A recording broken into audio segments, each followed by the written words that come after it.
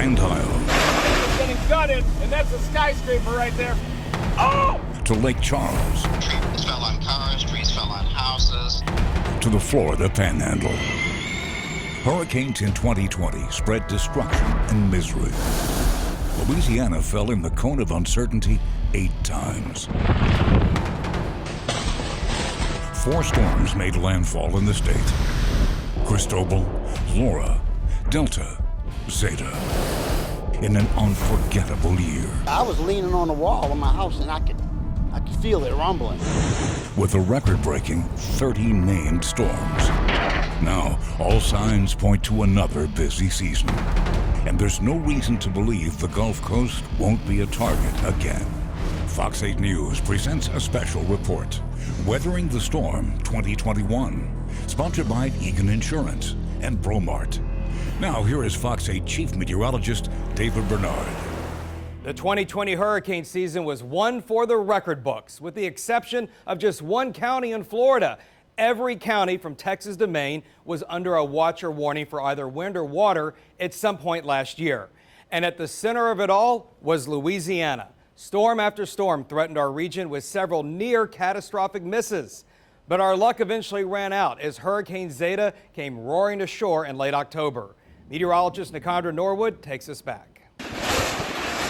As the rest of the country geared up for Halloween, it was howling winds that once again threatened Louisiana and the Mississippi Gulf Coast. I just say, well, gonna get a little rain, a little wind, it's gonna be over. Never did I expect for it to be the way it was. And as watching it, I really became afraid. Hurricane Zeta roared ashore at 4 in the afternoon, October 28th at Cocodrie as a major Category 3 with winds at 115 miles per hour. There goes my roof. Causing dramatic damage in nearby Pointe-au-Chien and breaking a modern-era sense of comfort that big storms don't hit Louisiana so late in the season. It shook the house. When they blew from the south, they shook the house real bad. And then they blew from the north, they shook the house real bad. The staggering forward speed of 24 miles per hour may have helped. Most dealt with the worst of the fast-moving storm for minutes rather than hours. Look, it was scary. It was scary. And listen, that was only like an hour or two. To think that you would stay and endure that, there ain't no way. 87-mile-per-hour sustained winds were measured at a non-official gauge near Golden Meadow with a peak gust of 110 miles per hour. A similar reading came near the Orleans-St. Bernard Parish line, 112 miles per hour from an unofficial gauge there. It's hard when your whole life savings goes to nothing, you know? It really is. The fast pace may have limited storm surge as well. Highway 1 was still overtopped, cutting off Port Fourchon and Grand Isle as storm tides pushed water levels to just around 3 feet. The Mississippi coast saw the highest water levels, over 9 feet in Hancock County and almost 11 feet near Ocean Springs. The worst of Zeta moved over the most populated areas. The eye wall blasted Jefferson Parish, with the center of the storm moving right across Orleans. Golden sun rays illuminated the Superdome in the calm of Zeta's eye. Arguably, that's the first time the center of a hurricane passed directly over the city since 1947.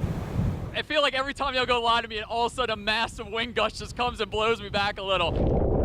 That wind left nearly 750,000 customers without power in Louisiana and Mississippi, some up to a week or more. Nothing to it. Stayed for Gustav, and it was off for 4.5 or 5.5 days, so I'm hoping this is a lot better than Gustav. Zeta continued on up the East Coast, causing power outages and damage, eventually totaling $4.4 billion. Zeta led to 3 deaths in the area, 1 from electrocution in Orleans Parish, 1 drowning, and 1 traffic fatality in Mississippi.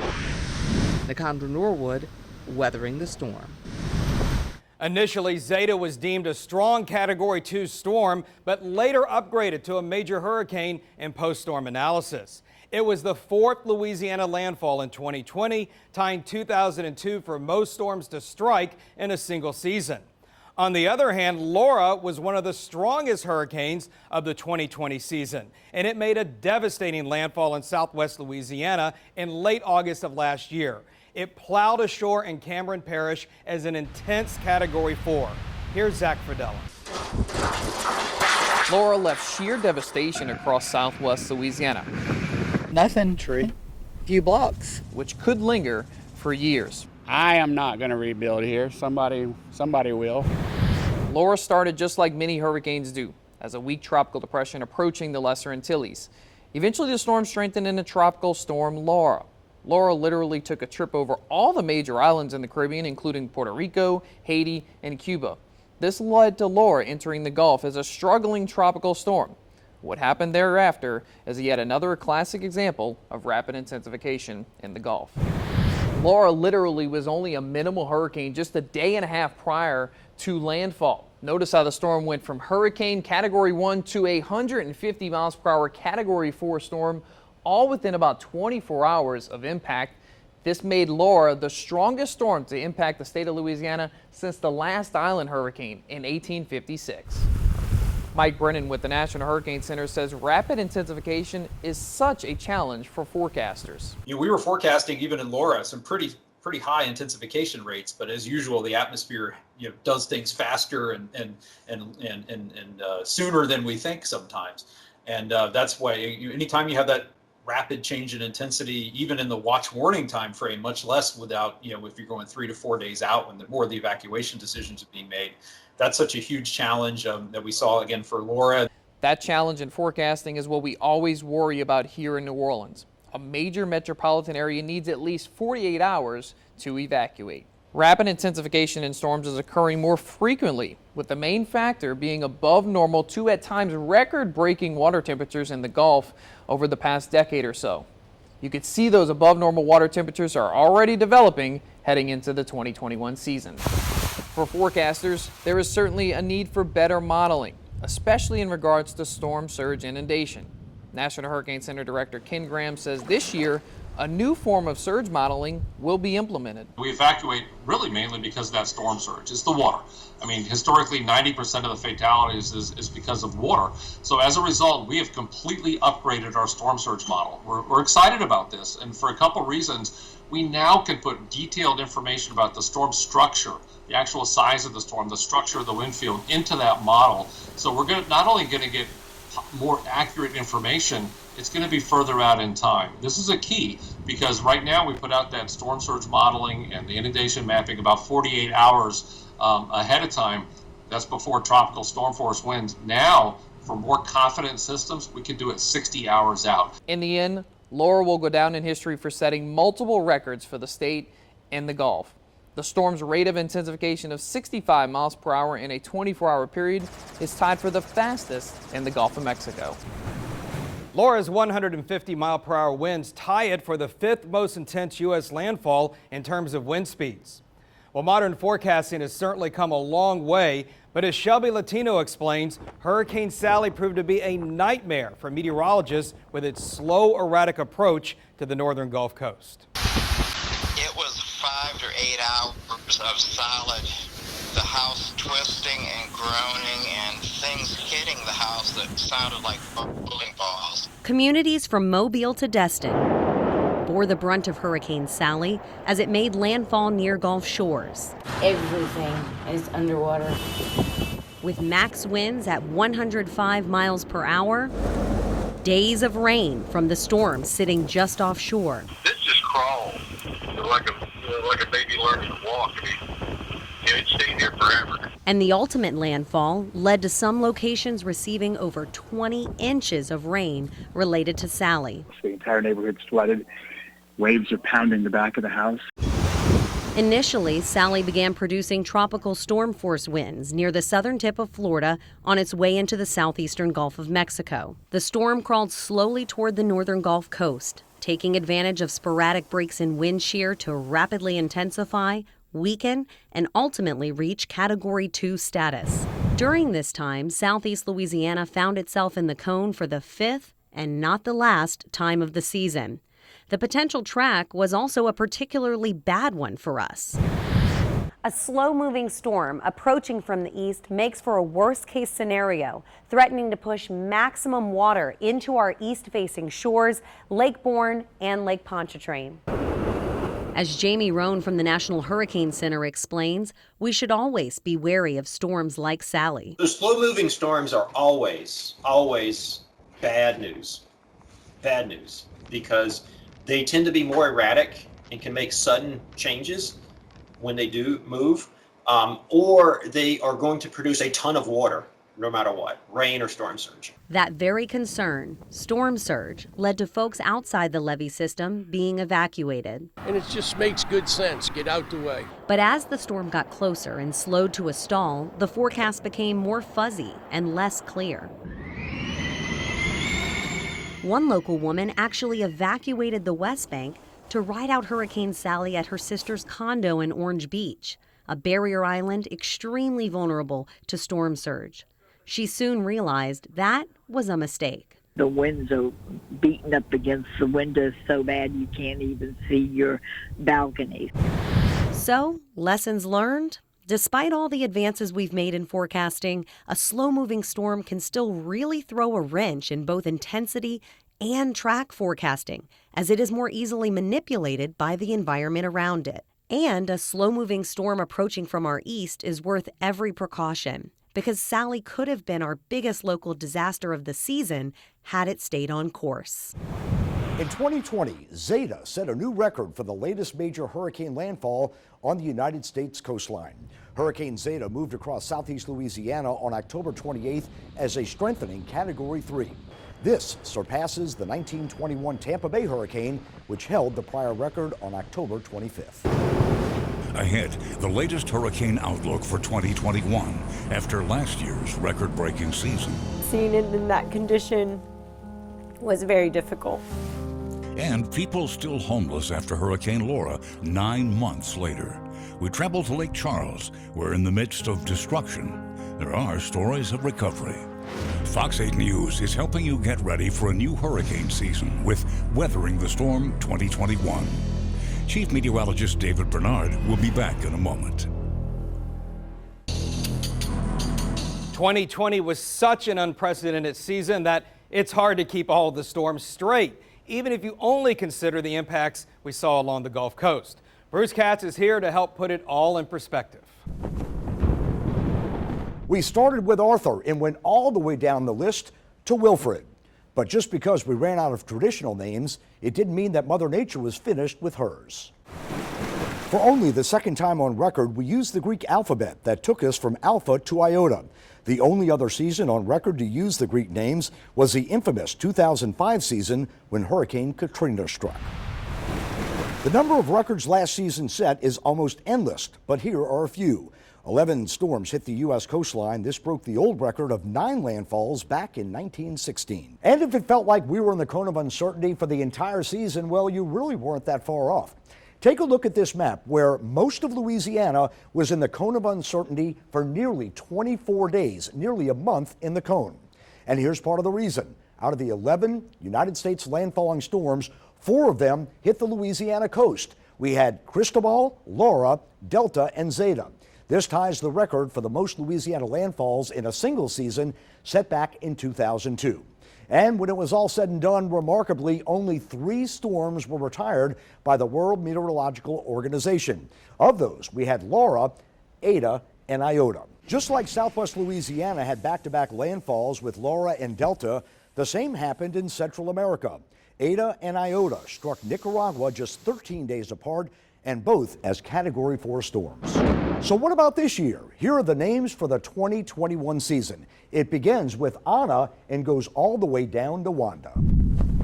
All the signs are still pointing it to be an active season this year in 2021. Now, are we going to have 30 storms? That's highly unlikely. But let's look at where the hurricane forecasts are landing, at least right now. And almost all of them are calling for normal to above normal activity. These are different hurricane forecasts from private and public companies. Notice no one is down here in the low category. So at least a normal season is to be expected with an above normal chance of it being active. Water temperatures, that's the first place to start. This is the Pacific Ocean. Here's the coast of South America. Last season, we had this strong La Nina in the Pacific. That supercharged the atmosphere and allowed these hurricanes to be extra strong and to go very late in the season. La Nina is currently weakening, and if we look at the current climate models, most of them are splitting it right down the middle, indicating neutral conditions. Remember, if they were up here saying a strong El Nino, that would really suppress our activity. But right now, in a neutral state, we can still have a busy season under these conditions. What about in the Atlantic? The subtropical Atlantic waters are a key place to look before the season begins to know if the Atlantic could be busy. And that's the area generally highlighted here. And this is showing warmer than normal temperatures. So that is an indicator that the Atlantic could produce a lot of storms. Now, what about our long-term average? Look at this. Here's 1961 to 1990, and now we have our new climate normals, 1991 to 2020. Notice the chart has been trending upwards. A lot of this is because satellites are detecting storms that we didn't see back in the 30s, the 40s, and also the 50s. But nevertheless, our long-term average has increased from 10.6 and about 2 to now 14.7 and 3. So how does that compare with the forecast for this year? The latest forecast from NOAA is indicating 13 to 20 named storms against the average of 14, 6 to 10 hurricanes. That would be a big season, and 3 to 5 major hurricanes. Compared to last year, there's our record-breaking 30 named storms, an incredible 14 hurricanes, and 7 major hurricanes. What's the bottom line? As usual, these hurricane forecasts don't mean much to you and me. What matters is if we see that one big storm, and that's why every year our risk along the Gulf Coast is exactly the same. When we talk about a storm undergoing rapid intensification, it usually means that the winds increased 35 miles per hour in a 24-hour period. However, 3 storms in 2020 underwent what you would call super rapid intensification. Delta, Iota, and Ada's winds increased by at least 100 miles per hour within just 36 hours. There are only 8 other known storms in the prior 169 years of hurricane records that strengthened at that rate. First, Category 4 Laura. Then Hurricane Delta. I just am mentally exhausted. Coming up, the scramble to rebuild a storm-ravaged community ahead of another potentially busy season. You're watching a Fox 8 News special report, Weathering the Storm 2021. More from Fox 8 Chief Meteorologist David Bernard right after this.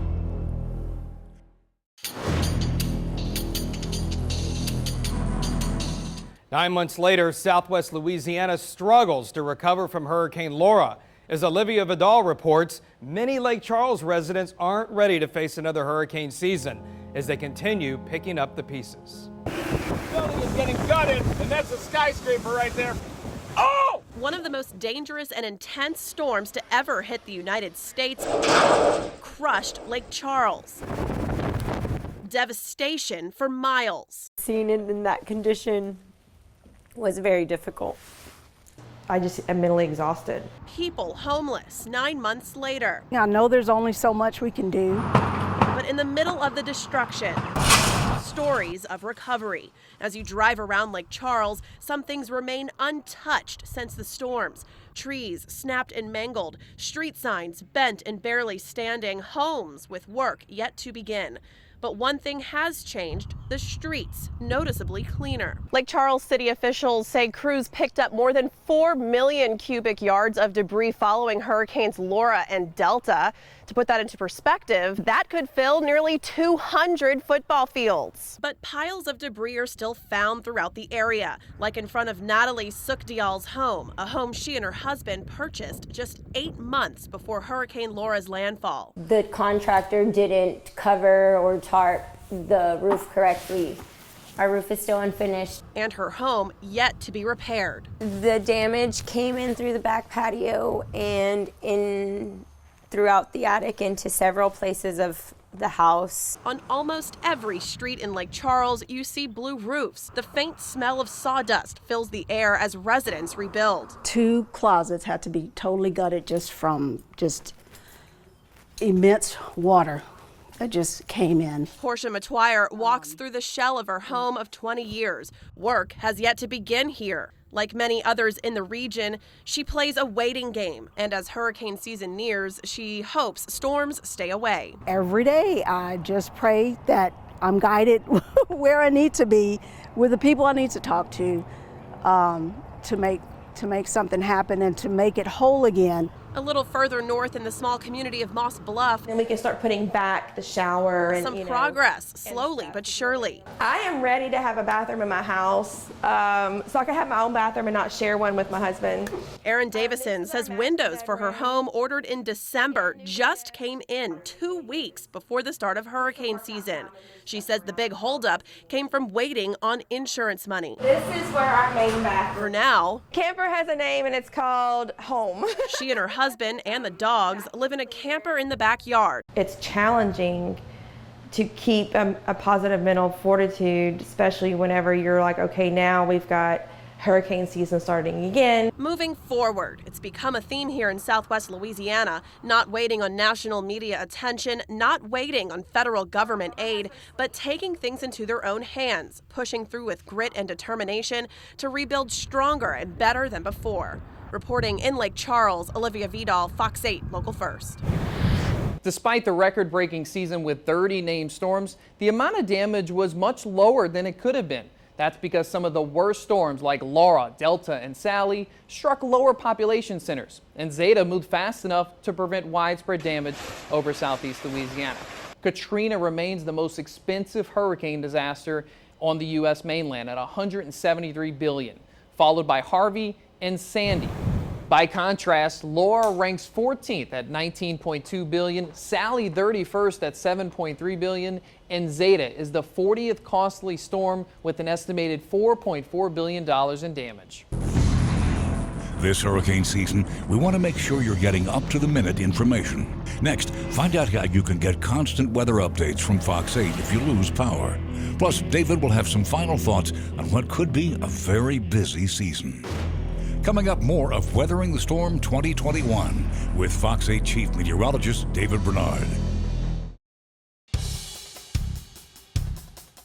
The Fox 8 weather app features go beyond your daily forecast. Our 5 meteorologists provide updates ahead, during, and after any weather event.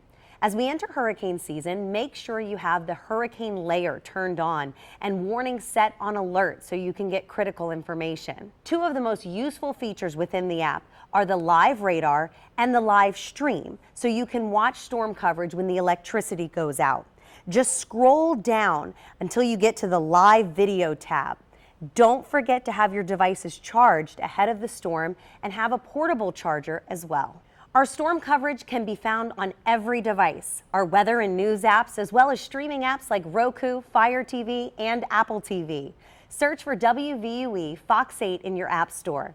And we are also on the radio at these iHeartRadio stations. Another way we plan to keep you informed this season is with my new podcast. You can subscribe to it in your favorite app store. We'll take a deeper dive into tropical meteorology and, of course, discuss any storm threat on the horizon. We also have a video version on our website at fox8live.com/David. Recent history has shown that while storms overall aren't becoming that much more common, they are becoming stronger and faster. This is particularly true for the Gulf of Mexico. In just the last few years, storms like Harvey, Irma, Michael, and Laura have literally exploded less than 72 hours before landfall. We need 60 hours to clear out southeast Louisiana from the coast to the city. That doesn't leave a lot of time or room for error, and that's why you want to know now where and how you will go when the time comes. As always, you can count on Fox 8 and the largest team of broadcast meteorologists on the Gulf Coast to carry you through any storm threat. I'm Chief Meteorologist David Bernard. Thanks for watching. This has been a Fox 8 News special report, Weathering the Storm 2021, sponsored by Egan Insurance and ProMart.